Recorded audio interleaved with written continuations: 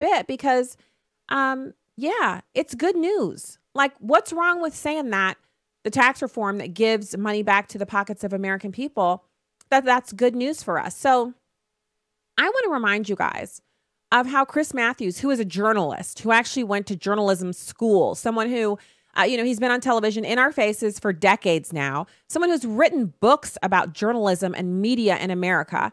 This man who has absolutely no credibility when it comes to being impartial in presenting the news. He says Republicans are goose stepping for Trump. Well, what was it when he said this in number 4? Coverage last night. We had wall-to-wall coverage of the Potomac primaries last night. It was good, although there was something missing, in my opinion. Oh, dear. By Barack Obama's words. Listen. The feeling most people get when they hear a Barack Obama speech, I felt this thrill going up my leg. I mean, I don't have that too often. Steady. Are we clear about where each of these primaries are going, how soon we will get to the nominees in both cases? Well, let's talk about that feeling Chris gets up his leg when Obama talks, for starters. No. That seems to be the headline of this half hour. Did that happen? Yeah. Oh, yeah. Oh, righty. You know what? Chris putting it only as Chris can put it. The feeling up his leg. It's true. Hey, Debate. We've watched these debates. They don't debate. They hug. Well, all you guys say is, all I'm hearing from you, Chris, is there's nothing he can do. He's going to lose. This is a wonderful Obama moment. No, it's not what I'm saying. Victory. No, what I'm saying is... And it's all running down my leg and all this. Look. Oh, my God. I don't think that was... I think in my case it was coming up the leg. Maybe in your case was the other. This is ridiculous. And that's happened. So... I know you guys have heard that audio before, but I didn't think you'd heard it recently. And I wanted to make sure that you had the opportunity to hear what goose stepping sounds like when it's a leftist. So for those of us on the right who have appropriately criticized the president when it has been due and who have supported his policies when they have been conservative and what he promised on the campaign trail, if that is what goose stepping looks and sounds like, then I think we have a long way to go for goose stepping. Because we have not yet experienced thrills and tingles and things running up and down our legs. At least I haven't. In fact, I dare say there aren't any people in the media on the right who have had thrilling tingles up any part of their body, up or down any part of their body, in response to the president doing anything that he's done. Some people have been very happy about things that he's done. Some people have been overjoyed. I mean, the tax reform bill is it's the gift that keeps on giving. But as far as the thrills and the emotional upheavals that we heard Chris Matthews have when his best friend, his brother from another mother, Barack Obama, would speak or opine or, use his pen and his phone, we just haven't been able to get it up. So whatever. Right now I want to pivot over into, because, I've missed being with you. And I also have missed getting a chance to share things that I found that are encouraging. And so here we're going to get into our encouragement right now. And it has to do with death. So we had a lot of, so far this year, we've had 14 school shootings. It's been pretty devastating. And the stories have had national media coverage, but they've not been, I feel like it's been different. They've kind of, hey, here's a story, and then they've gone back down. So I want to talk about our heavenly hope. And this is encouraging. I'm so excited about this because if you're experiencing any kind of loss, if you've had anything going on that's been negative, if you have anything really where you have an element of fear and not knowing what's going on, uncertainty, then this is going to be encouraging for you.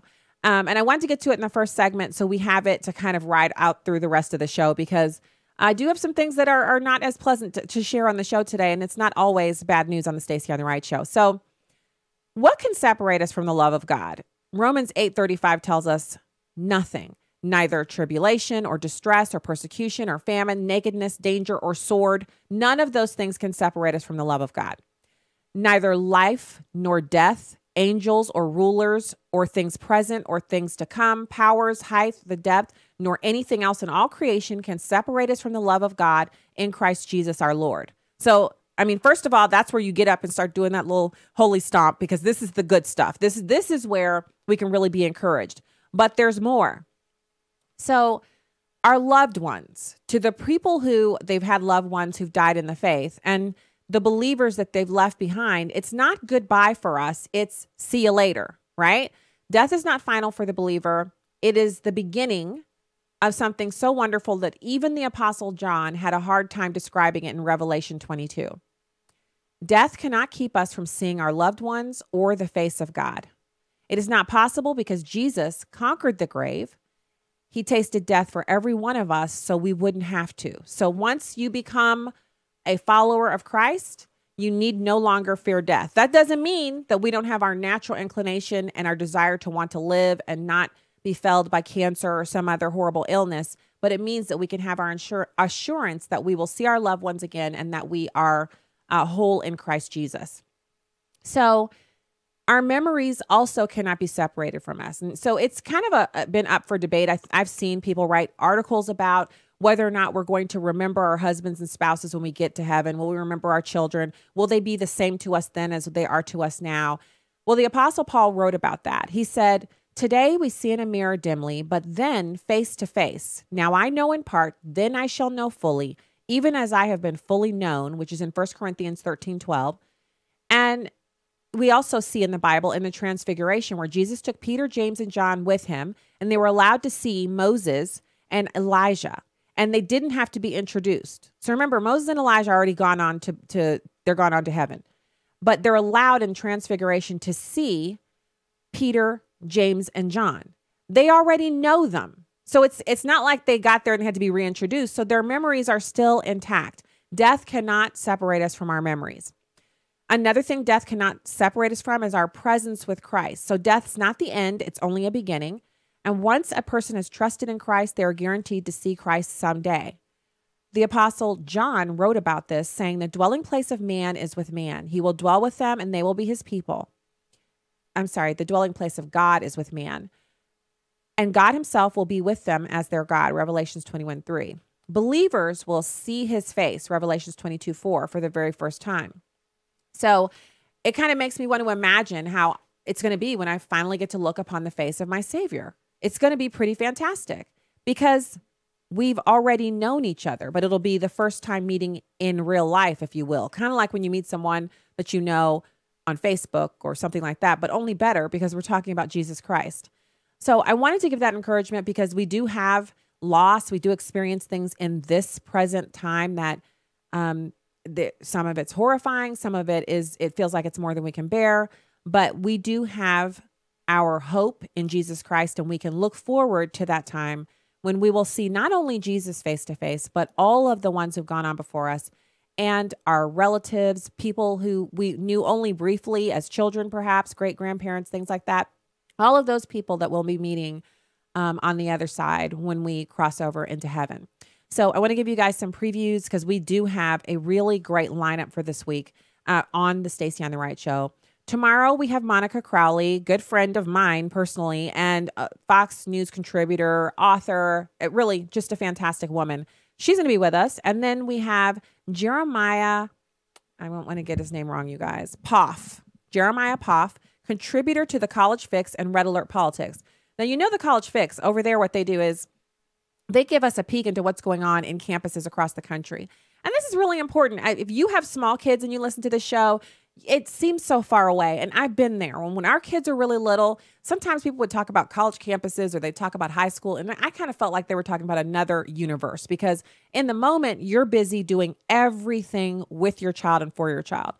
But what's going on in college campuses today impacts you greatly because it will be worse or better depending on how we react as a society and a culture when your child reached that age, when your children reach that age. And so that's where we are right now as we go across the country looking at campuses and kind of weighing the options for our children to go to college. I am struck by, first of all, how different some campuses are from each other. It's as different as some cities are from each other, as some people are from each other, as some households are from each other. Their focuses, the things that they prioritize, and the face that they put forward to visitors. And so obviously you always put your best foot forward, but the College Fix finds out what is going on at these colleges. They bring you the news directly from the people who are attending these colleges, and then it gives us a chance to evaluate and look into exactly what's going on. So very excited to have Jeremiah on the show tomorrow. And then last week, Friday, we were supposed to have Jesse Kelly on. And I'm glad to see that he's been rescheduled, as well as Angela Morabito, senior campaign organizer at standunited.org. So that's going to be exciting. And then Thursday, February 8th, we have Melissa McKenzie, managing editor of American Spectator, and Peter Murphy, who's the VP for Policy and Invest in Education Foundation. We'll talk about a little bit of school choice with him. And then, of course, it's my pleasure to tease, as always, that I have something exciting that's happening next week. Yes, something as exciting as me going to the White House was last week. Yes, I'm teasing you. Yes, I'm sorry, but I have to do it. I'm so excited about it. It's a blessing from God, certainly. And I'm so excited that I'm going to get to go do this. And I'll report back as best I can with whatever materials I'm allowed to take inside. So I'll tell you what that is later on in the week once I'm allowed to disseminate the information. But for now, we're going to go to break. And when we get back, we'll have our guest, Stephen Solomon. And then after that, we will talk a little bit more about my trip to the White House and the opportunity that I had to interview those amazing people. If you missed that, go to urbanfamilytalk.com/Stacy. The podcast is there. You can listen to those interviews. And we'll be right back with more right after this.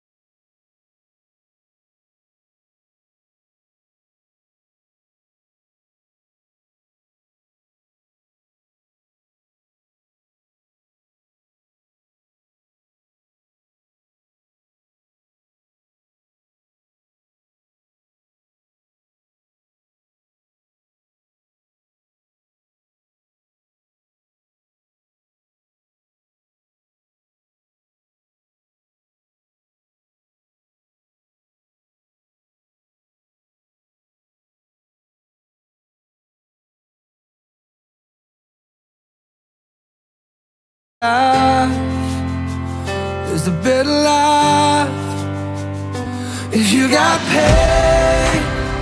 He's a pain taker. If you feel lost. Welcome back to the show. Stacy on the Right on Twitter and Instagram, and stacyontheright.com. I don't know if you've hit the subscribe button, but our weekly newsletter is so cute right now. It has a link to buy the SOTR mug if you want to. It takes you directly over to the page where the mugs are sold. And there's also just a overall, it's just super cute. It's much, much cuter than it was before. It looks a lot better, and it's constantly being revamped so that it looks even better than that. So hit the subscribe button if you want to be a part of that. It's 1 email a week now. So there's that. And then, of course, you can go to urbanfamilytalk.com and take our polls.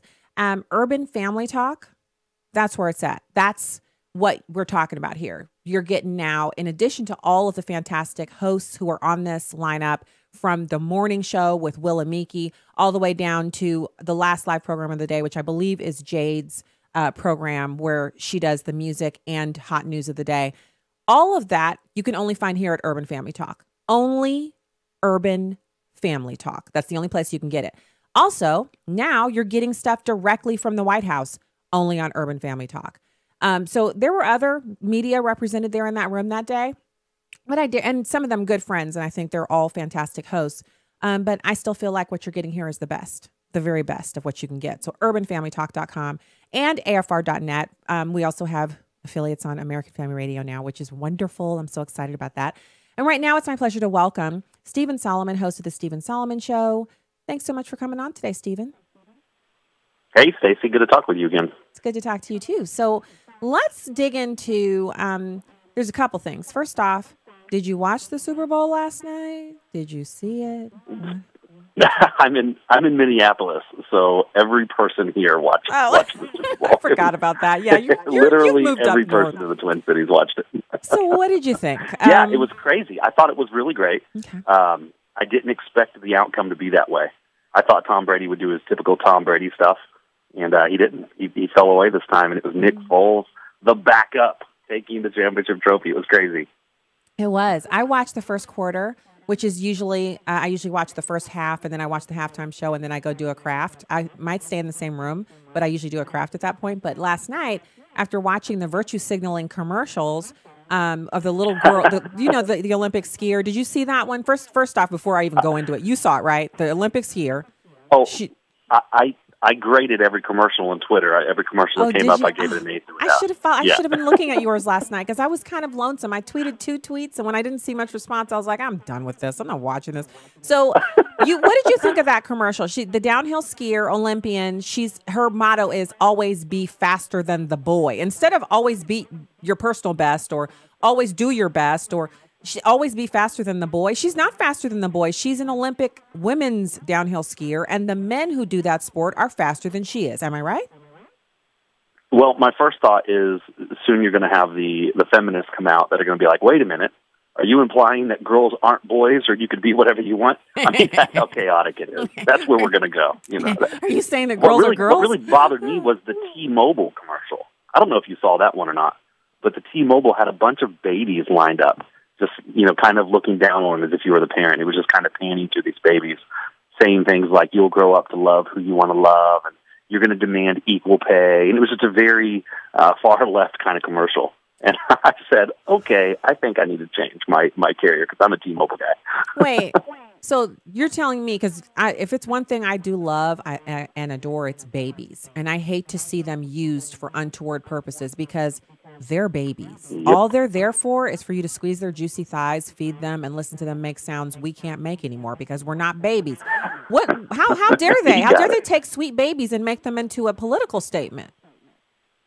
It made me so angry. My wife and I, because she was sitting beside me, and I'm tweeting out the grades that I think each commercial gets, and then T-Mobile shows up, and they start this. I thought it was going to be a funny, cute little commercial because it was little babies, and then they start going into all this, political stuff, and it's far left nonsense. And I thought, I can't believe this. It's one thing to have an agenda. It's another thing to put little babies in there and do it. It was ridiculous. So I guess at this point, we can go ahead and accept the fact that the left is no fun, right? I think we came to that conclusion a while back. That's right.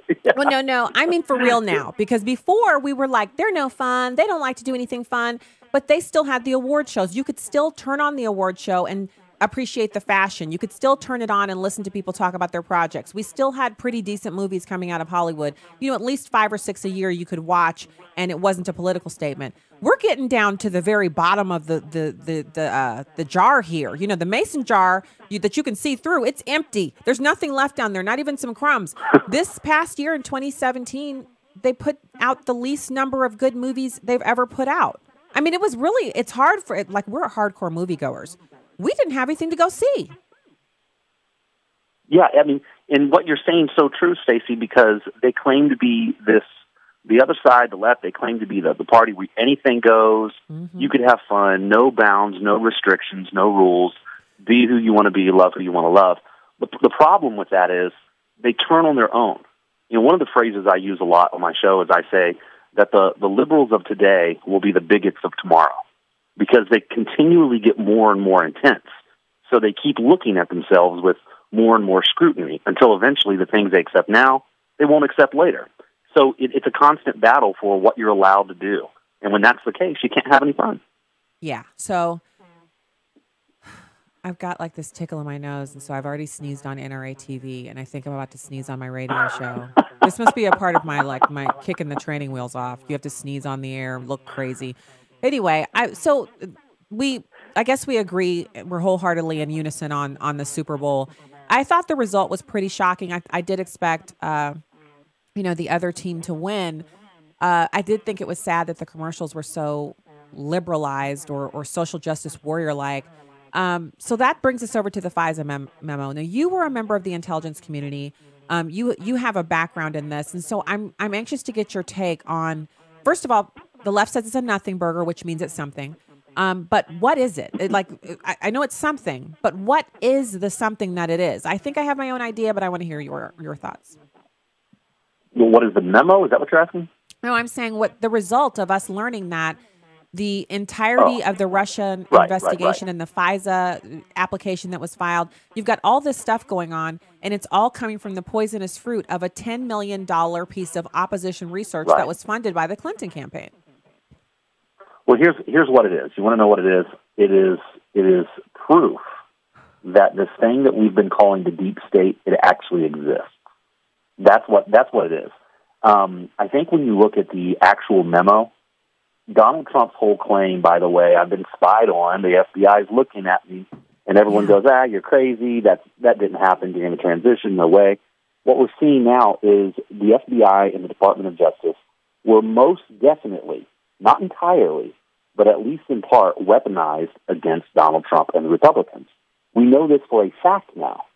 So when we see this happening, we can look at the FBI and the Department of Justice and we can say, it might not be every person, but there are some high-ranking people who are using their power and their privilege to try to sway an election or impact a transition team or cast doubt or go to the FISA court and get warrants. These are things that the American people should be very concerned about, because with the FISA court, the secret court, they have the ability to issue warrants and put surveillance on people. And when somebody like James Comey, when he comes out and he says, we need to do this, but he doesn't tell the FISA court where he got his information, he doesn't talk about the Russian dossier, he doesn't say it was paid for by the Clinton campaign and the DNC, and he still gets those warrant requests, I think we have a pretty strong case that the deep state exists. So at this point, the left is, well, first of all, the Democrats have issued their own memo. So you're like, the recently written memo is supposed to mean what to us? Like, why should we even care that they've issued their own memo and they want it to be declassified and presented to us, but they don't want to go through the same rigmarole that the Republicans went through. The Republicans went through a lengthy process before actually releasing their memo. The Democrats just want to put theirs out, kind of like a blog post. Yeah, exactly. They want to tweet it out and everybody just get it really quickly. The problem with this, Stacy, is that this whole thing, it harkens back to the idea that we're supposed to have a neutral FBI. Because if anything needs to be neutral, my word, it needs to be the FBI. Nobody wants a secret organization able to go out and do whatever they want, even when it's, hyper-partisan. It shouldn't be that way. So what we've got is very partisan Democrats inside the Department of Justice, the FBI. They're looking to undermine the Trump administration. They're looking to undermine anything that is reasonable, I guess, in the eyes of Americans. And they're wanting to go after it with, like, Christopher Steele's dossier. They're wanting to go after it with fake Russia sources. They're wanting to go after it with emails and phone calls that they didn't necessarily get from good sources. Christopher Steele, he's a joke. He's a joke, and everybody knows it.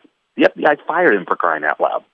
It's not just that they fired him. It's that he actually went out on television and said that he was for Hillary and against Donald Trump after providing information. It seems like his neutrality should have survived any interaction he had with our governmental agencies. You know, in order to maintain his credibility, he would have not gone out in public and said the things that he said, because then it would taint anything that he shared with them before, which goes to show you that he's not a serious individual.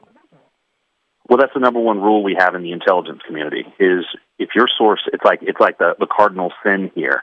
If your source goes to the media and begins telling people, hey, I'm doing this or I'm doing that, I mean, you're done. Like, you cannot work for us anymore. You can't play the game anymore. And that's essentially what Christopher Steele did. I mean, he was hired by the FBI, and then they fired him because he shared his dossier with the media. And by the way, something we haven't brought up here a lot, the media has been very complicit in this. You know, when we talk about the deep state, we have to be very clear that this includes, for instance, the Washington Post. A columnist there said Donald Trump would be making a historic mistake if he released this memo. You know, the New York Times put out an article called The Republican Plots Against the FBI. And this is before they even saw the memo. So we know that this isn't just a deep state found within three-letter agencies, but there are people within the media that are complicit in this. So at this point, what's the next step? I've seen, we're going to listen to a little bit of audio from Trey Gowdy today. I mean, a lot of people have weighed in. They said that Rosenstein should not be let go, that, you know, that firings aren't the order of the day. You even have a Democrat. Let me look and see what his name is. We're going to play his audio today as well. CIA's so he used to work for the CIA. His name's Phil Mudd. He says, we're going to win. The FBI's been around since 1908. You've only been around here for 13 months. You ought to know we're going to win. That's a threat to the president. I'm like, what is going on here? Well, they say that a president should never fight the FBI because the president will always lose against the FBI. Here's what I think's going on here. We're going to have this Mueller investigation. I don't think he's going to be fired. And if Congress, I've even heard Republicans saying it, that you know, President Trump shouldn't fire Mueller, because in many ways the Mueller thing doesn't have a lot to do with this. It's simply the confidence that we have in the FBI. It's down now. So I've heard even Republicans saying, don't fire Mueller, don't fire Mueller. You know, what I think needs to happen is Mueller just needs to wrap this thing up. Interview who he wants to interview, finish up what he wants to finish up, and then put out his information. If anything's there, we can evaluate it. But honestly, it has seriously been 13 months of a witch hunt to try to tear down President Trump. And now we have proof that there are people within three-letter agencies that have tried to do it, proof that the media has tried to do it. I think the American people can judge this for themselves. Yeah, I can get behind that. Like, what you're saying is, don't end the investigation. It's close to closing anyway. What about this assertion that some people have said that they think that the president is going to decline to be interviewed for this investigation, and then if he is interviewed, that he's going to take the fifth. What do you think of those suppositions? I think President Trump should stay as far away from this as possible. Listen, I've been a big supporter of him since the beginning. Everybody knows it. I've been on my show all the time saying President Trump's doing a great job, because I do. I think he's doing a great job. I also think he has a tendency to put his foot in his mouth. He likes to be braggadocious. He likes to get down in the mud when he doesn't need to. You know, his State of the Union, for instance, was very presidential, very good. If he were to stay that way, I mean, he'd win 2020 easily. But we know his character. He likes to get down in the mud and wrestle with people. You know, he likes to punch down. I say stay as far away from this as possible. Decline to be interviewed. Take the fifth if you have to. Just don't get involved in this, and let it ride out. The American people, I think what we saw with the memo is the American people are going to be able to say, yeah, the FBI is corrupt. At least some people are within the FBI. Not the whole thing, but at least enough for people to go, this is nothing. Let's move on. Wow. Well, I think your analysis is dead on. Thank you so much for coming on today. Stephen Solomon, host of the Stephen Solomon Show. Where can everybody find you? Website, Twitter, all that good stuff. Sure. So the website is StephenSolomon.org. That's Stephen with a V and SOLOMON.org. And you can find me on Twitter at Stephen L. Solomon or on Facebook, wherever. I'm all over. Perfect. All right. We will look forward to speaking with you again. We'll need some more of your expert analysis coming up because, as you said, there are some more interviews to go. This investigation is going to wrap up. I don't see the president being impeached or unseated because of it. And I'd love to see it wrapped up so we can start talking about what the Democrats aren't doing for 2018 because the midterms are upon us, and that's important. Yeah, that's right. We'll talk about it. Let's stay in touch, and we'll keep going. All right. Thanks, Stephen. Talk to you again soon. That was Stephen Solomon, host of the Stephen Solomon Show. And I'm Stacy Washington with possibly the itchiest nose in the Midwest. So we're going to go to break. When we get back, we'll have more of the program for you. Stay with us. We'll be right back.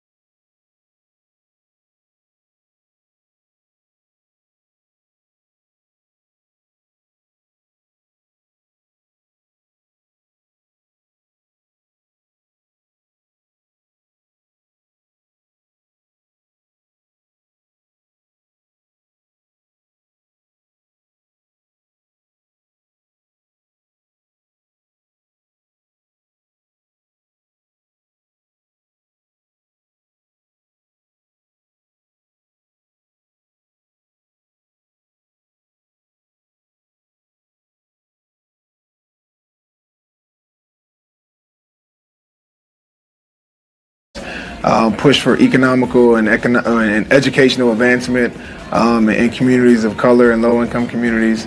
And I want to see our relationships between our communities and our law enforcement be advanced. And that's what myself and my peers have been pushing for the last 2 years, and that's what I'll continue to do. Malcolm Jenkins, thank you for the work that you do for this country. Congratulations on this game. It was incredible. It was just incredible to watch. I'm sorry. What was it that he just said? He's looking to do some wonderful new things in the communities that he comes from.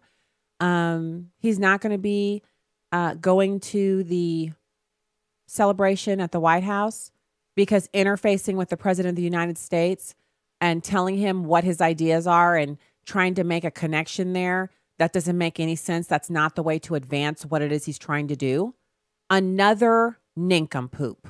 Welcome back to the show, everybody. 866-963-2037 are the call lines. And welcome back to the program. StacyOnTheRight.com is a website where you can go and sign up, hit the subscribe button, enjoy all the content that we have over there. So you got the Philadelphia Eagles winning the contest last night. It was a bit of an upset, and then I think the Pats were favored to win. Congratulations to them on a job well done. What is it that makes these people think that they're hurting the president by not coming to the White House? What is it that they think? If you have an opportunity to go to the White House, and even if it's only for a few minutes to shake the hand of the president, maybe hand one of the staffers a card and say, we have projects that we're working on that would actually make a difference in the inner cities of America. And we'd love to have your buy-in, Mr. President. After the language that you've given, what do blacks have to lose? What do people have to lose by voting for me if you're already from a disadvantaged area? I'd like to talk with you more about what we're doing. It does not make any sense not to take the opportunity to do that. Because what does he think after what he's just said there? He's going to, call the White House switchboard and ask to be transferred over to the Oval Office, and he's going to get a hearing that way? How else do you impact what happens in the halls of power other than to take the invitation? All this time, this man claims he's been doing things to help. So you got, his name's Malcolm Jenkins. So let's just see what he's done. And there's a reason why I didn't do this beforehand. Malcolm Jenkins Philanthropy. Let's see what he's done. Okay, so he has a foundation. He does BTN Live BIG. He talks about sports and philanthropy, and he's got the Malcolm Jenkins Foundation. He's turned his love of fashion into something that he uses for philanthropic work. So let's see exactly what that involves. Does it involve people from middle-class backgrounds buying expensive clothes that they can't afford or that they can afford, but they don't have anything to do with the inner city? What exactly does this have? So it says his foundation is committed to youth development in underserved communities through programs and initiatives that emphasize education, character development, leadership, life skills, health, and recreation. In the spotlight, he has Malcolm Jenkins Scholars, who he gives the little African printed scarves to, and they wear them because they're scholars. They've teamed up with the Philadelphia Police for a holiday surprise for 140 families. Okay. A lot of organizations do Christmas for disadvantaged families. Good for him. And then the Fly as One t-shirt. Hashtag Fly as One. They're really cool. They also benefit a good cause. Your purchase supports our commitment to youth development initiatives and programs that emphasize mentorship, character development, leadership, education, life skills, health, and recreation. And the winner of the Byron Whizzer White Award. Okay. So you can donate, you can volunteer, or you can sponsor. And he's a nominee for the 2017 Walter Payton Man of the Year Award and the NFL Players Coalition. He has a video up here about My Cause, My Cleats. And then he has a bunch of different private organizations that have partnered with his foundation in order to help fund the causes that he's working towards. So I commend him for having some work that he's doing in the community that he claims to represent with this taking a knee jazz. But notice they did not take a knee at the Super Bowl. So they're tired of the low ratings. They're tired of Americans tuning them out. They're tired of their message being misunderstood. So now they're going to take a different tack, which is what we've been saying all along. And he's going to take the same tack with the private side of him. I know it's a part of his work to go or not go with his team to see the president, and perhaps none of the team members will go. But how does he get anything done this way? It's a petulant response. I don't like some things you've said. I don't like you, so I'm not going to come meet with you, even though you're the most powerful man in this country. It's nonsensical. Sorry, it just is. It doesn't make anything better by not going. He doesn't improve anything by not going. Now, what if he goes and nothing happens? What if he goes and he leaves his card with a White House staffer and nothing ever happens? Okay. How many times have we gambled, rolled the dice, taken the meeting, gone to wherever we're going to go, and it just didn't work out? Do you then take your ball and go home? Do you quit? Do you say, well, that didn't work out? No, that's stinking thinking. That's the way people who are losers operate. You go, you put your best foot forward. It didn't work out. You go right back and keep working. On to the next thing. Get yourself back in the game. You don't leave and take your ball in a huff and run off because the person you need to meet with is someone you don't personally respect. Now, if the president was some kind of axe murderer or he was doing illegal things come on, it would have to be some pretty bad stuff.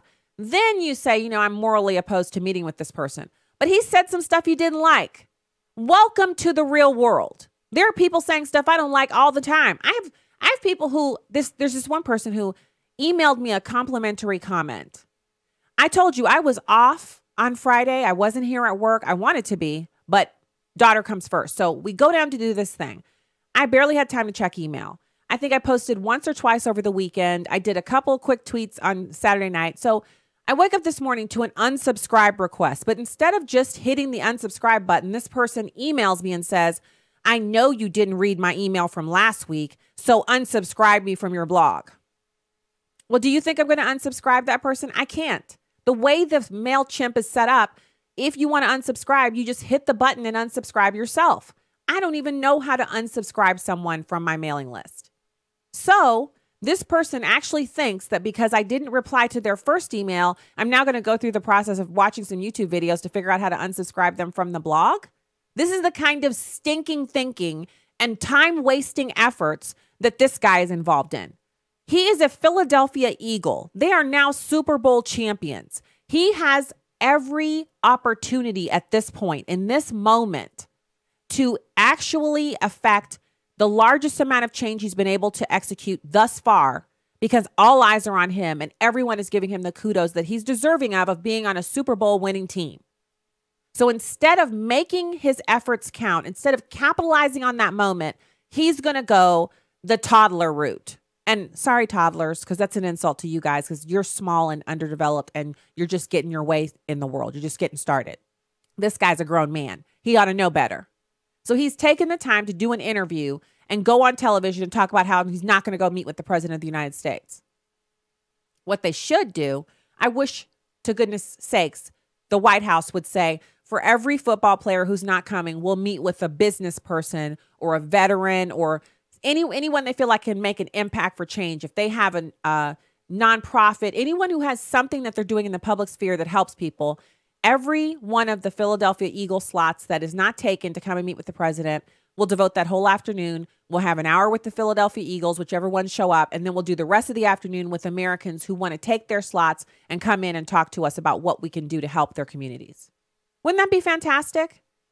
As I've said before, many times, these athletes and entertainers don't deserve to go to the White House. They don't deserve to go through the process of getting through the gate and having their bags checked and having their credentials checked. They don't deserve the opportunity to walk into the People's House of the United States of America and go upstairs and sit in the Oval Office with the president. They don't deserve that opportunity. Yeah, they won the Super Bowl. So what? Exactly what does the Super Bowl do for America except advanced sex trafficking and a whole bunch of other garbage?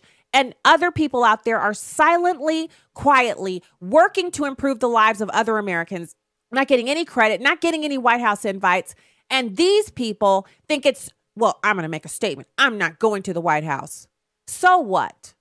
Whether you went or not, what difference did it make? In the words of your favorite idol, Hillary Clinton, what difference at this point does it make whether or not you go to the White House or you don't? Like, I'm still waiting. Somebody please send me a cable, fly something past my window there, shoot me an email. Help me understand why we should care that this Philadelphia Eagle isn't going. I bring it to you to highlight the fact that this man is a waster of opportunities. He could go in there. He could even have some of these people who work for his foundation draw up some of their most pressing needs. They surely have, in their work with disadvantaged communities, come up with things that they would like to do, but maybe they lack the resources, or maybe their partners have put in enough, but it's just they're short in some way.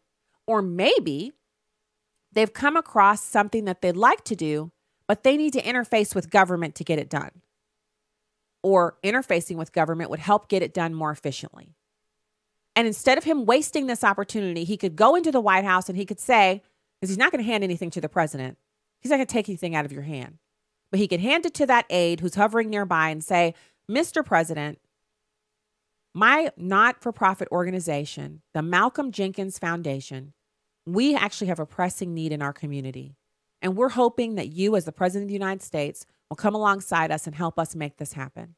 And if you would, sir, we'd be grateful for it. And if you decide not to, well, that kind of plays into what we thought about what you would do. So we're kind of putting the ball in your court. You said, what do we have to lose? Here you go, sir. There's our need. There's our plan. There's our plan of action, or whatever it is we've got. There it is. And I look forward to hearing from you. That's why I came here today. I'm glad I won the Super Bowl, but I'm really, really about making these changes in my community. How about that? I can bet you $100 he's not going to do that, though, because he's too busy virtue signaling and trying to be cool for all the other Democrats and all the other people in the Black community. He's trying to be cool. Yeah, you told him you're not going to the White House. Yeah, you big dummy. You're not going to the White House. You're not going to get to meet with the president. You're not going to get anything extra for your organization. You're not going to advance the causes that you just named off. No one's going to know that you weren't there. No one's going to care. And oh, by the way, what would you say about the work that you're doing?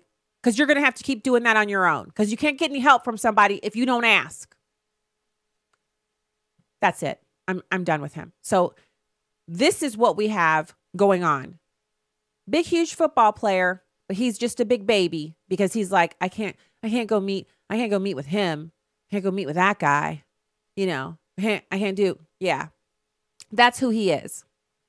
So, in news of the president, by the way, today he's actually in Cincinnati, Ohio, and he should be finishing up right about now. He went there to speak about the tax reform package's impact on businesses, and they had a big press availability, and there was a bunch of opportunities for people to interface with him. And he, of course, had the speech that he gave.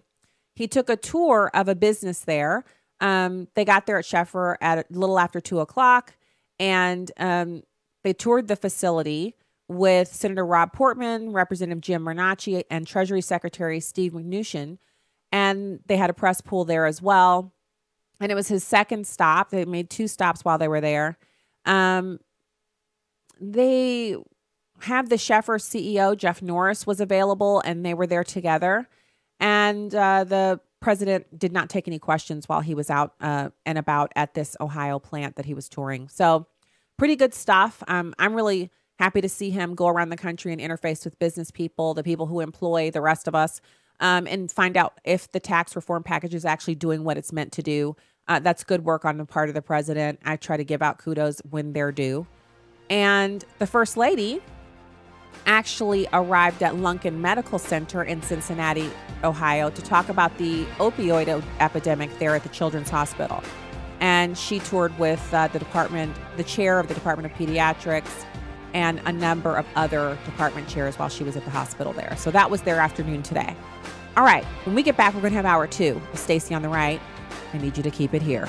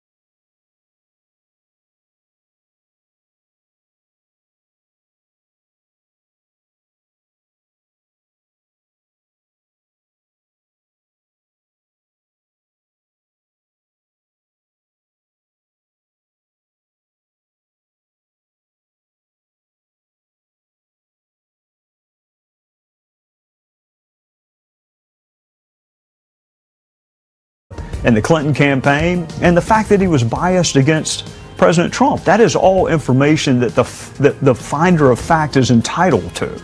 Now, we should dig into this because you are, from my understanding, the only Republican investigator on the House Intelligence Committee who actually viewed the FISA applications, everything that went into essentially putting together this memo.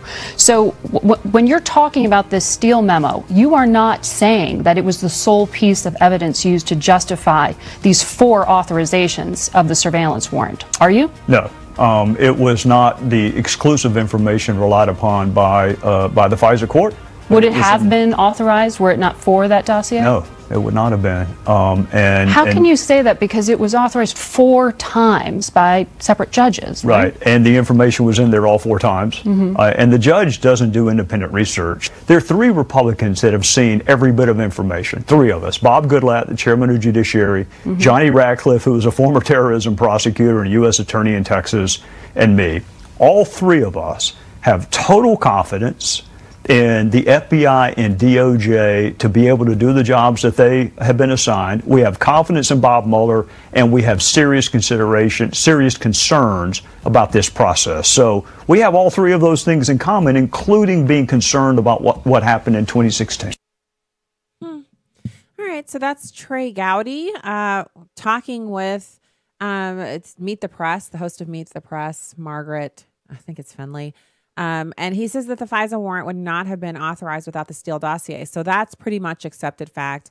I know on lefty media, we're hearing all about the horrors of the misrepresentations, the constitutional crisis, the war on the intelligence community. I don't think it's a war on the intelligence community to just say, you know, this has spurious backgrounds, that we're not sure how this came to be off of a piece of opposition research. Oh, sorry. Okay. I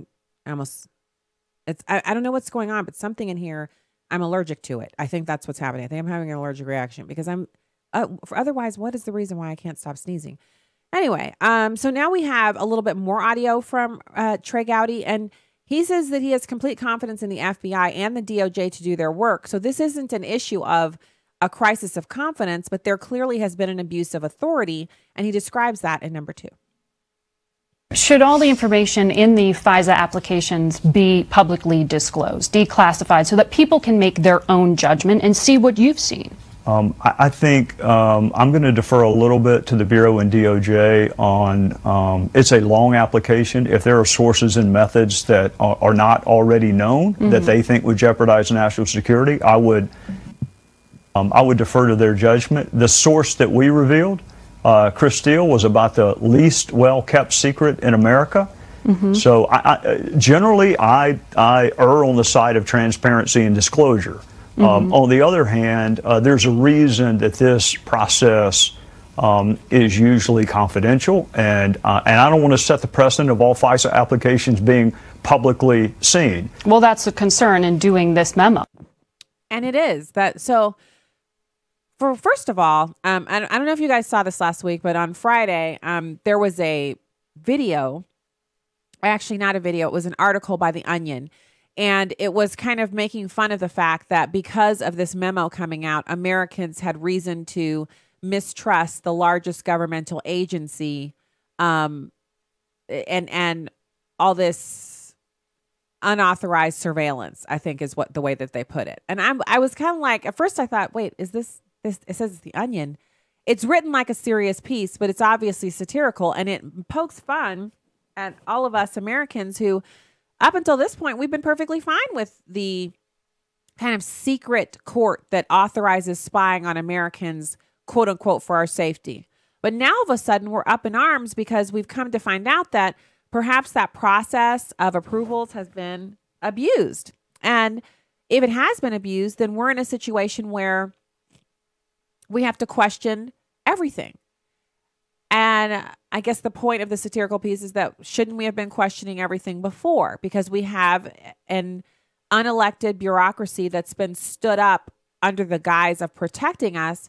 And instead, it has been politicized and turned into a weapon against an opposing political campaign.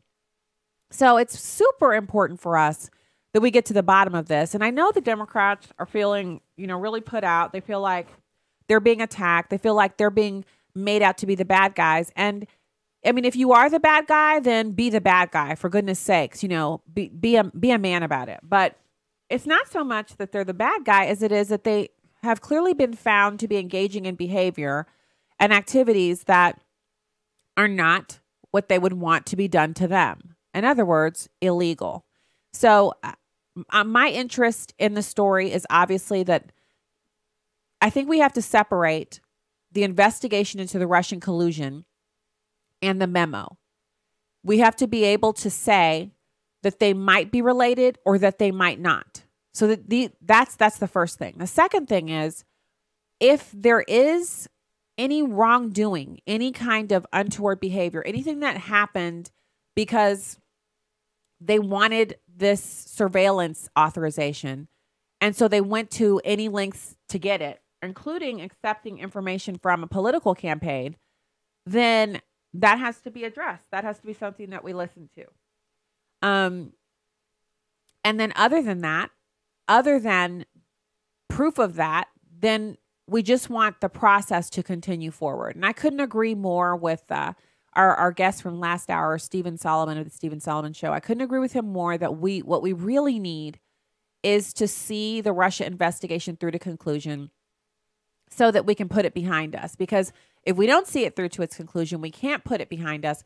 And that means the Democrats will forever have this to kind of keep beating us over the head with. So I'm going to put this on the break for a second, and I'm going to continue to discuss this. The other thing that I wanted to go over today is the story that we kind of went over a little bit last week. I teased it a little bit. And the story is about if Sweden and Germany became U.S. states.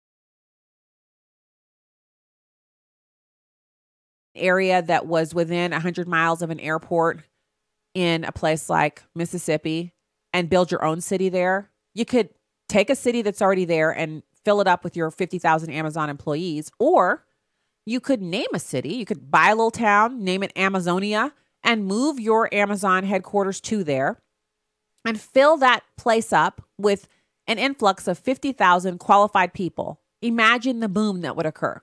They'd have to build roads. They'd have to build schools. They'd have to build new home subdivisions. Land would get bought up. Some people would choose to buy land and have acres of property. Other people would choose to buy land and put condos on it and high rises. And within 5 years, this once almost unpopulated area would become a hub of innovation. Now, if you're listening to this, you're thinking, well, it's not that easy to put a city together.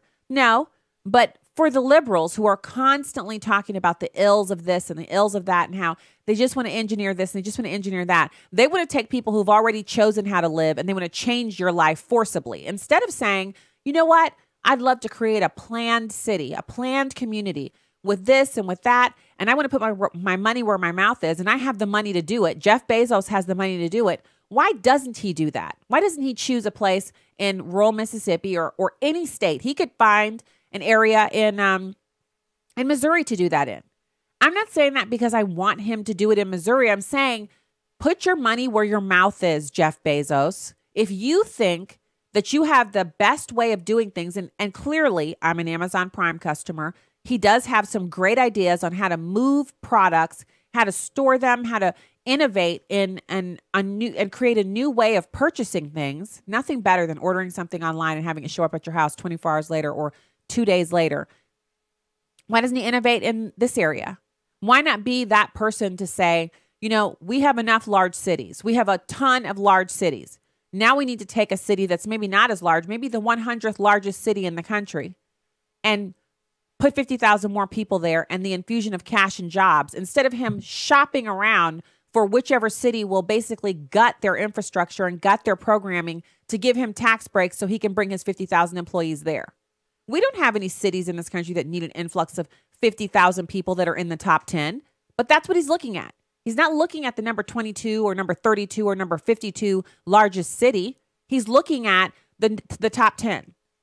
He's looking at putting 50,000 more people in one of the largest, most populous cities because he can get tax breaks. Okay, so last year, there was a big, huge debate about how Britain would compare to U.S. individual states in the United States. So in the UK Spectator, Fraser Nelson explained why Britain is poorer than any U.S. state other than Mississippi. That's why I brought up the state of Mississippi. So a week later, Time shot back with an article titled, "No, Britain is not poorer than Alabama." The author of the Time article is Dan Stewart, who explained that, yes, Britain is poorer than many U.S. states, but certainly not all of them. So he lied. That's not true. The main fault of the Spectator article is that it relied primarily on GDP and GDP per capita data to make the comparisons. The critics at Time and other publications correctly pointed out that if one is going to draw broad conclusions about poverty among various countries, GDP numbers are not the best metric. Really? Okay, let's see why. Why is that? So GDP per capita can be skewed upward by a small number of ultra-rich persons. After all, it is just GDP divided by the total population. It gives you no idea of how the median household is doing in these areas. So it's best to avoid averages and stick with median values if you're going to avoid numbers that can be pulled up by some wealthy outliers. So I want to go straight to the data here. So there are some national level comparisons that take into account taxes, social benefits like welfare, states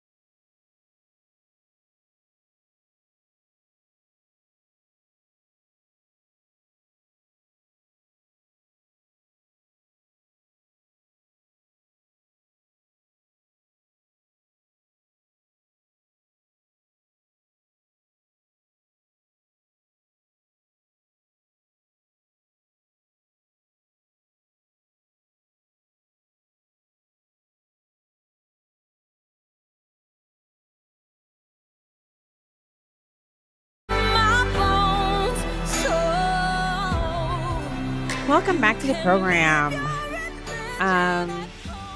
It's good to be with you. Good to be back at home after many, many locations of travel for the past couple of weeks. It's wonderful. Great to be back in my regular chair with my producer in my ear and all my good stuff going on. And now it's my pleasure to welcome Victoria Taft. She's a contributor to Independent Journal Review. Victoria, thank you so much for coming on today. Oh, it's my pleasure, Stacy. Thank you very much for the invitation. Appreciate it. Yeah, it's good to talk to you. We love Independent Journal Review, and so I'm excited to talk to you about the memo. Dun, dun, dun. Yes. Oh, I know. Yeah, it came out on Friday. You know, I have to say, I didn't think it was going to come out on Friday. I heard Louis Gohmert talking about how he'd advised Devin Nunes to stop and not release it on a Friday afternoon, Eastern Time, before a Super Bowl weekend. And the next thing I knew, it was bam, it was out. And I think they did that because they just had nothing to lose. They just did it before there were more attempts to put up barriers to its release. So I was actually very happy to see it. And it was, in some ways, in my opinion, worse than what we anticipated or expected. Yeah, so let's talk about those expectations. So I've heard even some conservatives say this wasn't nearly as good as what it was or what they were expecting, or, you know, so what? I've seen some people, who cares what this was? This doesn't mean anything. I actually think it's pretty significant because, thank you. I think it's pretty significant because it shows that opposition research, which I've seen before, Victoria. I worked on a campaign here, a statewide campaign in St. Louis, or in Missouri, rather. And we had an Oppo book, and I got to look at it. Time there, yeah. Yeah, and so when I looked at it, and there were different categories of stuff in the book, and there was some stuff that was absolutely verifiably sourced, that was kind of like ammunition you saved up. You keep this powder dry, and you use it at an opportune time. And there was other stuff that was thought to be true, but would never come out. It was just like background stuff. And then there were things that were brought to the campaign's attention, but it would never leave the book. It was just stuff that was in there that they're kind of like, you know, if we ever get some sourcing on this, we'd move it to the possible category. But for now, this is just preliminary stuff. The dossier appears to me to be in that category. Yeah. Yeah. This dossier thing, which was reliant upon Russian sources, so if you want to see Russian collusion, there it is, paid for by Hillary Clinton to the tune of, to this organization, $10 million through Perkins Coie. And then they were the bag man for the cutout, as people are calling it, like it's a spy novel, because it kind of is, for GPS, Fusion GPS. This is big-time stuff, and it seems to me, based upon what you've just said about the gradations of different kinds of Oppo research, that this would be way down the line. It would be, you know, this is the guy who gets to the ER and has a broken finger, and you put him down the line because somebody's bleeding to death. You know what I'm saying? Yeah. And so what do? They bring up and elevate the import of the dossier and all of its ridiculous claims, and go, this looks good. We're gonna do this because it was put out by a spy, and therefore it must have some gravitas because he used to work with the FBI, and so it's all good. And then what we find out is, I think Devin Nunes put it himself, or no, correction, it was Trey Gowdy who actually penned the memo, that dossier, which was relied upon for a warrant to invade someone's Fourth Amendment rights. You have to have a warrant to do that, was based upon something that the National Enquirer wouldn't even have put out. In fact, I said on Friday night, it's not even something the old Weekly World News could have made up. It's so bad. And so that people are not upset, Stacy, about the fact that this made-up stuff was relied upon for a warrant to spy on an American citizen. I mean, they are living in dreamland if they don't think that's a big deal. It is a big deal. Here we are. We're just like in this whole milieu of, and every freedom-loving individual, you can say it's from from folks from Black Lives Matter who don't want police invading their rights and removing their rights, to the libertarians, which I'm more in that camp. And I tell you something, we all should be outraged by what the federal government did to an individual citizen. And by the way, where are the charges against Carter Page? But anyway, I'm just going on. No. You brought up a number of excellent points, but I want to capitalize on that last one. So I have seen some people saying, well, Carter Page was interfacing with the Russians. Carter Page was doing this and that. I also saw in Real Clear Politics this morning a bit of audio, or it's a video of someone being interviewed. She used to work at the DOJ, I think, and I'm not sure what her political affiliation is, but she said what could have made all of this so simple is if anyone, whether they were Republican or a Democrat, when approached by anyone, agents, any Russian citizen at all, to do something having to do with the campaign, any kind of offer at all, if they'd taken that to the FBI, then we wouldn't be talking about this because the FBI would have had direct reporting from American citizens. This person just approached me about this. I'm sure it's nothing, but there you go. There, so you know. And at first I thought, oh, that makes sense. And then I thought, well, wait a minute. How many times have I had someone email me an offer to do something and they're from overseas? This happens. People reach out to you and they say, I noticed your SEO metrics aren't working. I look at the email address and it's from India or Pakistan. I'm like, I don't feel like working with anybody. Or something. Yeah, I don't feel like working with anybody from outside the country on anything having to do with my website. So I delete it. Does that mean I'm somehow colluding with these people because they made me some kind of an offer? It's just, what I don't understand is why this is so serious, but everything Hillary did, and these are verifiably felonious actions, it's just not that big of a deal. Sure. And all we are doing is being consistent. And the other side is hysterical. And when you have to figure out why are they all hysterical, well, that's a very interesting thing.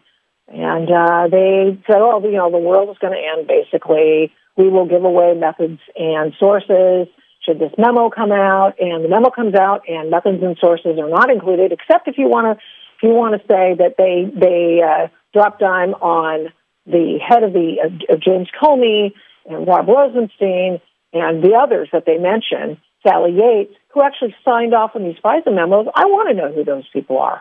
And I want to know why Bruce Orr's wife, who worked with Fusion GPS, had access to raw intelligence data to come up with the dossier in partnership with Christopher Steele, and then allow into the jurisprudential bloodstream this ridiculous, Weekly World News story, and all of a sudden we have an investigation because Carter Page was identified as somebody of interest years ago in 2013. The FBI had, he was on their radar. Well, you know what? I happen to be married to a man who's been in international business for the last couple of decades. And you know what happens when he comes home from the People's Republic of China?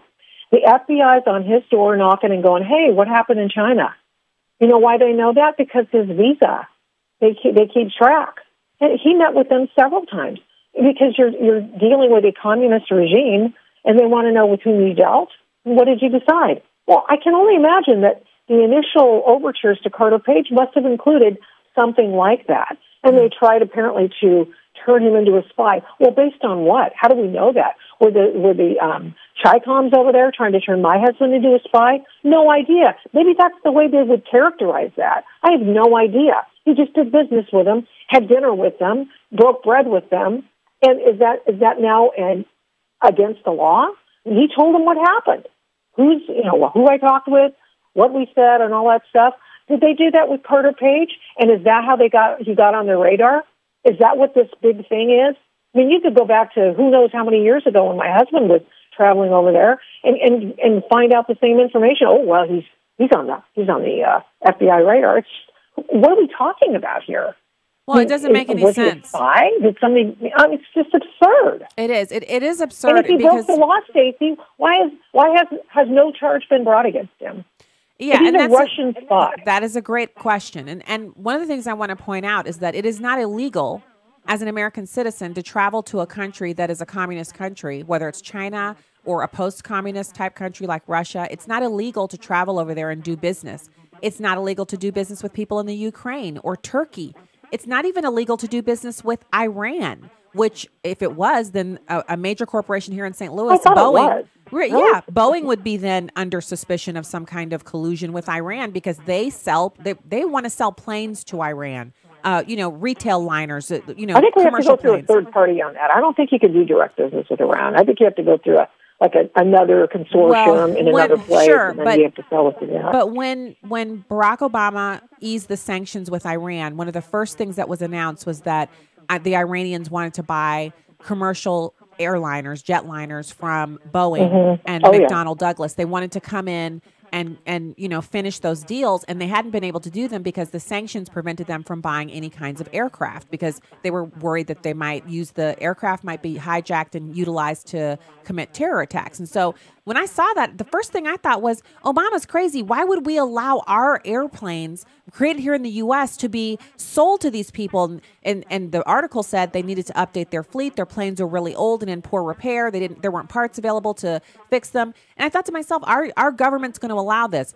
To me, that's much more of a security threat than an individual who may or may not have been tertiarily connected to a campaign having dinner with some Russians over business contacts. And also, if they're collecting all of the metadata of every phone call, if they can access any email, if everything is archived, then what is the big deal with them is since they have the FISA authorization, poring over every single communication that Carter Page ever made and producing the information that shows that he colluded with the Russians or was some kind of a foreign agent or something like that.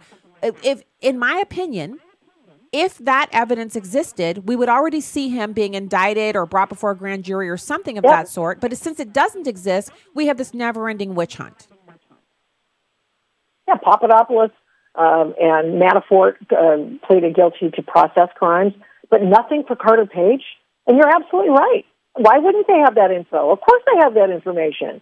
They're just dangling it out there. And, can I just bring up something that I think is really interesting? And I am loving what Judge DeGeneva, the former federal prosecutor, is saying about this case. He has so much insight. He definitely has a political bent, no doubt about it, that he is a conservative.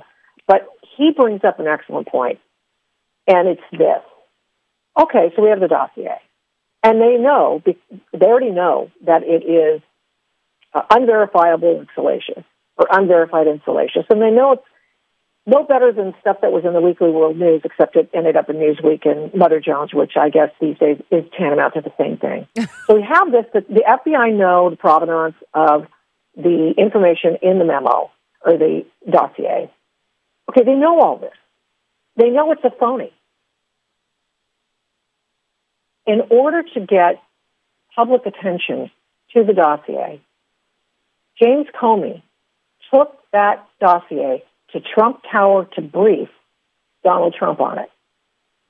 Now, DeGeneva says, and I think this is fascinating, why did he do that if he knew it was just bunk? Why did he do that? He says, I believe that he intended to use it as a blackmail source on the president, the newly elected president. Now, you could say that that's outrageous, but I don't think Joe's been wrong too many times. And I haven't heard him trot that out lately, so maybe he's just backtracking on it. But I think it's something to bear noting. Mark this space. This is a potential real big thing. And I think that's why Comey got fired, because Trump knew he was going to use it against him, even though he said, you're not under investigation in that meeting. And even though he said this is unverified and salacious, yet in the background, he's trotting out this memo or the dossier going, oh, gee, that looks really bad for you, sir. That looks really bad for you. And, I'm sure there was, I'm sure there's more where that came from. And it's just something to think about. Victoria, I would normally kind of listen to that and I would be slightly dismissive of that. But if you look at the Twitter feed of James Comey, you just kind of scroll back through to its inception last year when he left the FBI. He started a Twitter feed. It was shortly after he left. And he was still in the public eye, and he starts this Twitter feed. And he comes into the Twitter space as a private citizen, almost as if he was gracing the rest of us on Twitter with his presence. You know, almost a lofty type of, you know, do you feel that? It's like, roll out the red carpet for me. I'm not only the tallest man on earth, I'm James Comey. I used to be in charge of the FBI. I'm James Dan Comey. Yeah, he's salute when I pass. Right. Look, give me your obeisance, serfs. And ever since then, he's been making prognostications on Twitter that, honestly, if it were anybody else, the liberals would laugh him off of the medium. But instead, they're giving him all of the seriousness of, it's like he's the Pope of Twitter. I just feel like there's so much more for us to find out, that we're only at the tip of the iceberg. And, oh, darn, that's the music. Thank you so much, Victoria, for coming on today. Contributor to Independent Journal Review. We'll be back with more right after this.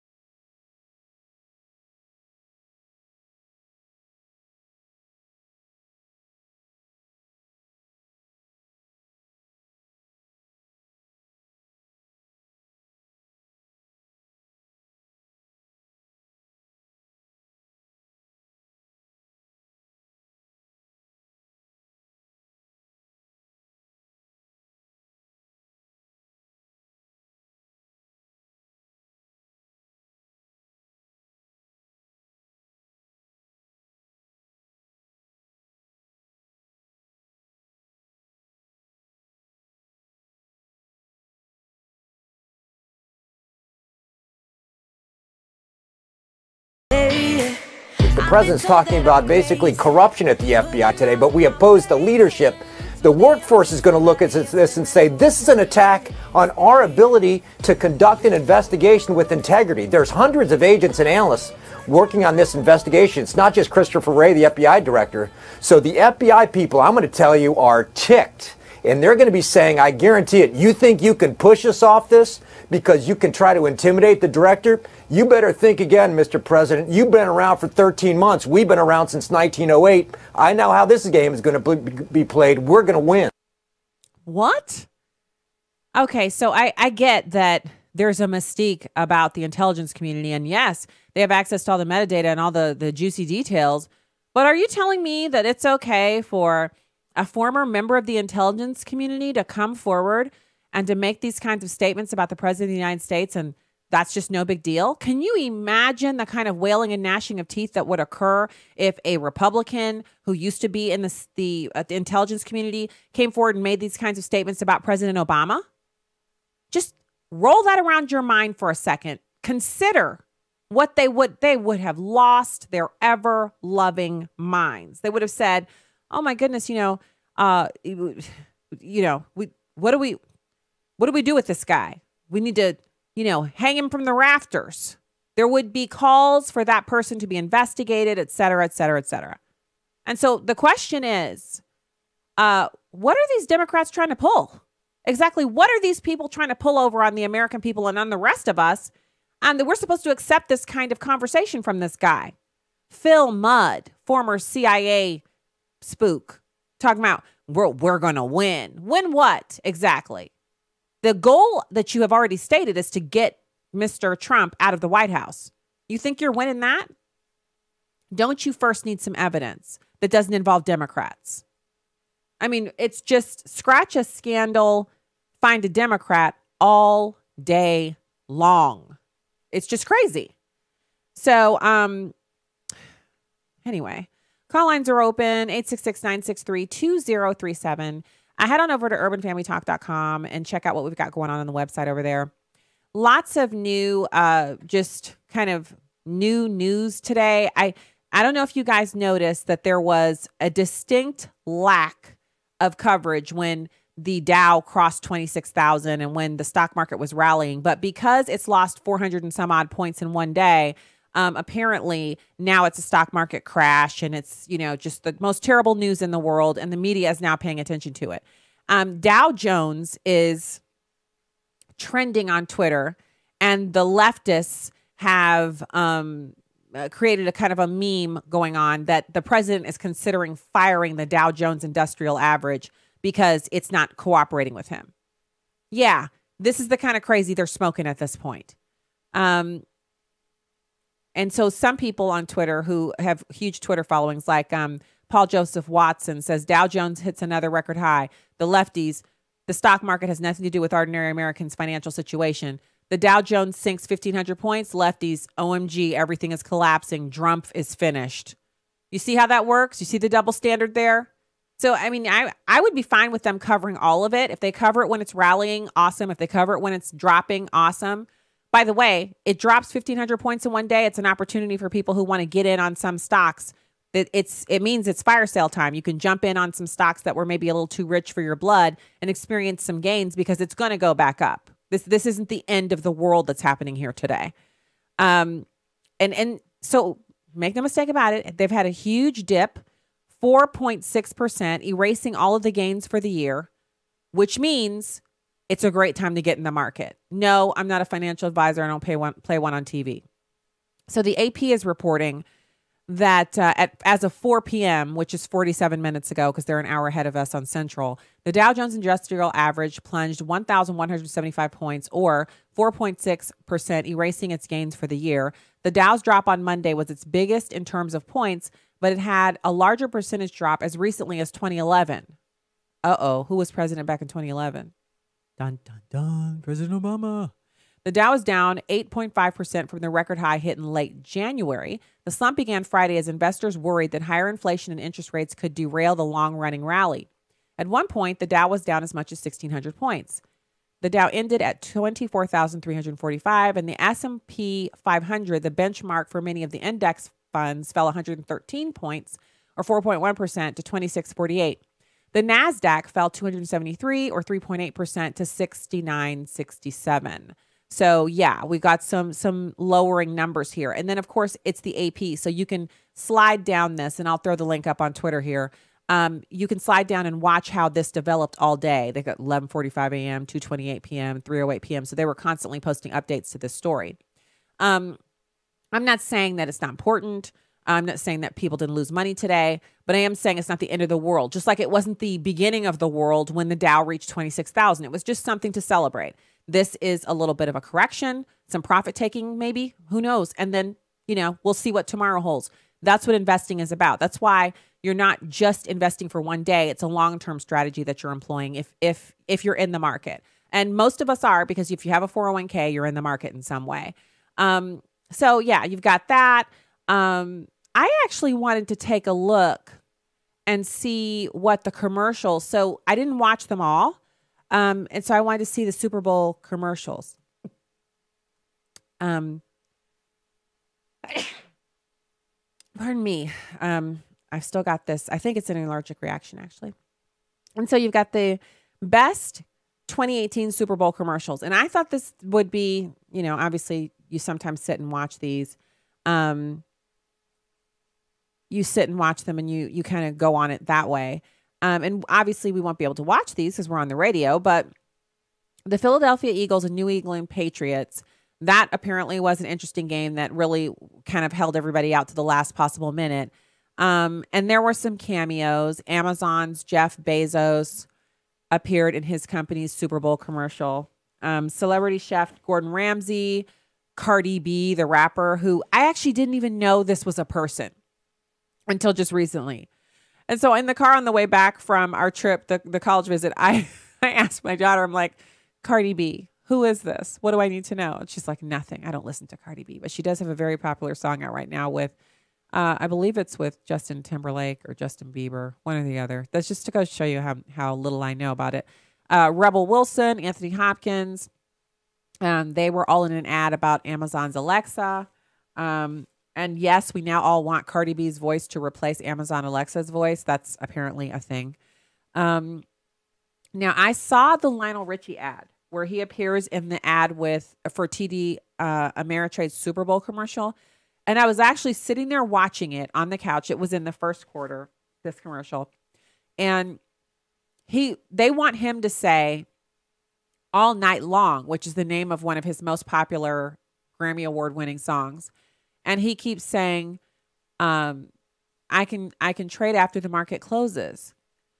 So all evening long, all night through its entirety, this time from sunset to sunrise, from darkness to light. But he won't say all night long. So they finish off the commercial with him, the hook to his song playing all night long. And so it's just a really fun commercial.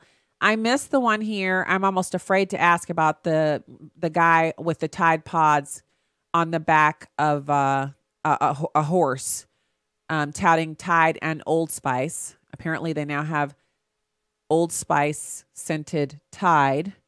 And then, of course, others, but the Budweiser's, Clydesdales, so sad. They weren't in the ad this year. They weren't in there last year. It almost makes you wonder, are the horses okay? I live in the suburbs of St. Louis. I should take a drive down to the stable and just drive by and look and see. Because they have Clydesdales. So that's the secret. What people don't know is that they have Clydesdales that are owned by Budweiser. They're not just in St. Louis. They have them in stables across the country. So they're the fleet of Clydesdales, if you will, or the herd of Clydesdales is not all, they don't all live here in St. Louis. So there are a bunch of them. I'll throw this time.com article up also on the Twitter feed for you to take a look at. Groupon had a commercial. Doritos and Mountain Dew had a commercial. Oh, there was a commercial with that one guy from Game of Thrones. He's a little person and he's from Game of Thrones. He's actually quite famous. It was him and Morgan Freeman, and they were basically the physical representations of the fiery Doritos and the Mountain Dew. And Morgan Freeman was hilarious as the Mountain Dew, turning things, the icy cold Mountain Dew, turning things into ice with his hands and talking in a certain way. That was actually a really good commercial. I didn't see the Dodge Ram commercial that everybody was so upset about with the Martin Luther King voiceover. I didn't see that, but I did see Danny DeVito. So an M&M, two M&Ms are walking down the street. One of them turns into Danny DeVito because he says he wants to be a human and he wishes upon a penny that he's found. And he turns into Danny DeVito, who then runs around and says, I'm a human, I'm a human, I'm a human person, and then gets hit by a car. And, smart alecky little, the female M&M basically tells him off. There were quite a few commercials that I missed, obviously, since I only watched the first quarter. And I don't mind telling you that the episodes of Frasier that I watched were hilarious, and I just laughed and laughed and laughed and laughed. And I don't mind that I missed them because I can always watch them at this link. So I haven't really missed anything. So in other news for today, Whoopi Goldberg, I know you're dying to hear what she's been up to recently. She says some Obama critics haven't gotten over slavery ending. So this is the kind of nonsense that you get from The View. And this is no different. So what she's saying is that she's speaking with David Axelrod on the show. And remember, David Axelrod is a former Obama advisor. And they're talking about the opposition to President Obama. And basically, she says, I think a lot of it was based in race. And then she doesn't say who is racially motivated. She doesn't say why or what proof she has. She just says some of those talk radio people asking questions, likening President Obama to the cartoon character of Curious George, that group that never got over the fact that slavery was abolished is still out there. Now, let's first talk about how this could be the truth, okay? Let's give her the benefit of the doubt for 30 seconds. Are there any people still alive who were alive when slavery was the law of the land here in this country? No.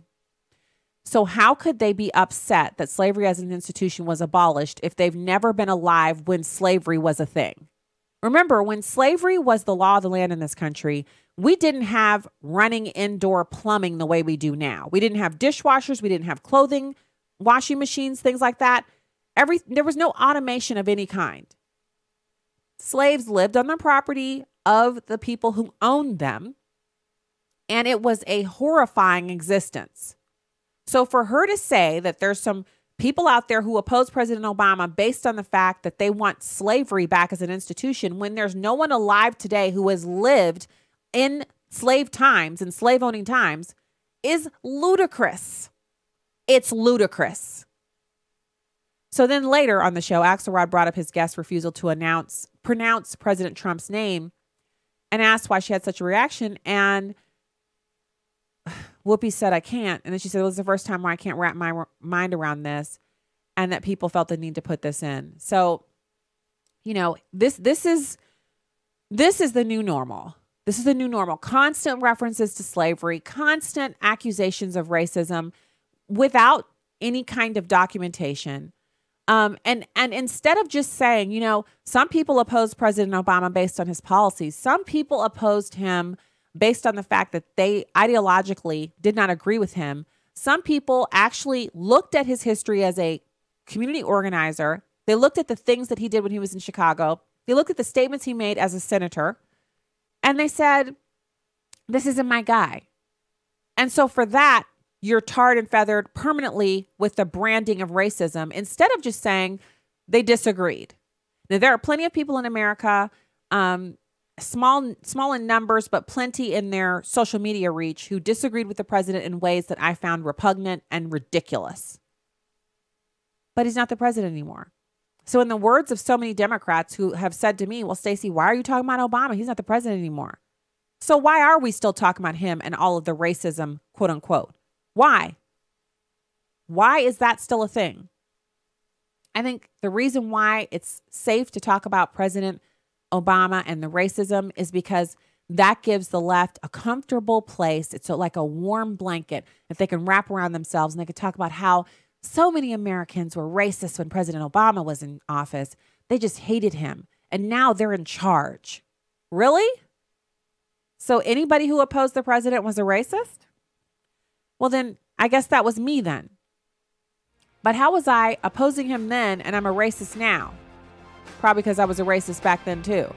How does that flesh out with me being black? Oh, that's because I hate myself and I'm a racist at the same time. Do you see what this is? It's Trump derangement syndrome. And it's sad to see. The only cure is more winning. I'm ready. Are you? That's the show for today. Please forgive all the nose wiping. I'm going to take some more Zyrtec and unplug. Until tomorrow, God bless you. Thank you so much for being here today. StacyOnTheRight.com.